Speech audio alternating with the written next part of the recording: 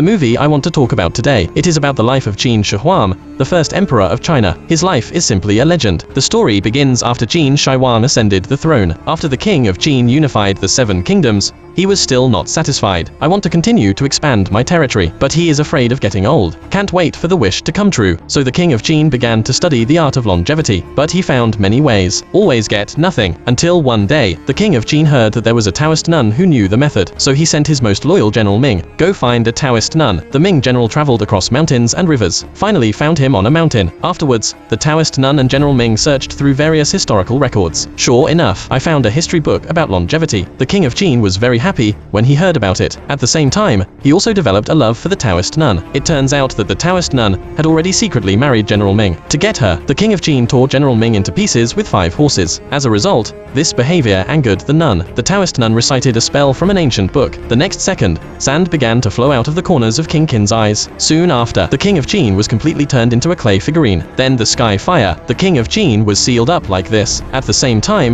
the Qin army outside. He was also sealed on the spot in the same way. The Taoist nun fled with the history book. In the blink of an eye, time has come to the modern era. A desert in Ningxia Autonomous Region, China, archaeologist Jack discovered there is a huge tomb underground. After several months of investigation, finally found the entrance to the tomb. To save trouble, they blew it up with explosives. At first, no one noticed anything, until I saw a corpse on the pillar. Jack recognized the name on the clothes at a glance. Exactly 70 years ago, searching for the missing archaeologist in the tomb of the Dragon Emperor. Looks like they found the right one. This is the tomb of the Dragon Emperor. Everyone couldn't wait to go in. Little did they know that they had activated the mechanism. The sun lights up the tomb. Rows of terracotta warriors are neatly arranged, solemn and dignified. It is enough to show how powerful the Qin army was back then. Everyone was stunned. Observe the terracotta warriors carefully, afraid of missing every detail. Suddenly one of the companions stepped on a mechanism. The gushing gas instantly melted his face. At the same time, other mechanisms in the tomb were also activated. Several companions died one after another. Only Jack and the old professor were left. After calming down,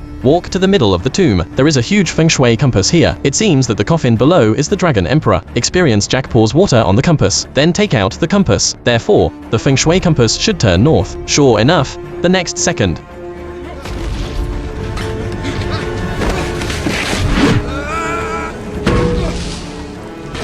Jack took out his flashlight and looked carefully. By words on the carriage, finally confirmed that the person in front of him was the Dragon Emperor Qin Shi Huang. Jack was instantly overjoyed. Suddenly, a dark shadow appeared behind me and attacked me. The two fought in the tomb. Critical moment. Fortunately, the old professor shot in time. The man in black fled in panic. Jack then transported the Dragon Emperor's carriage back to the Shanghai Museum overnight. Little did I know I had made a big mistake. Soon after, the embassy found Jack's parents in the UK. They commissioned 2 people return a treasure called the Eye of God to China. After seeing the treasure, the 2 were very happy. Jack's father, Old Jack, he is also a famous archaeologist. To protect world cultural heritage, the 2 agreed immediately. By the way, I can also come to China to see my son Jack. As a result, he just handed the things to the old professor. A general came in. It turned out that he was the one who funded Jack to dig the tomb of the Dragon Emperor. He also bought the Eye of God from the British, then let old Jack send it to me in the name of return, and their real purpose is to revive the Dragon Emperor. Under the pressure of several people, old Jack's wife translated the spell on the Eye of God. Only pure blood can open it, so his men forcibly cut off his fingers. The moment blood dripped into the Eye of God, the Eye of God has indeed changed.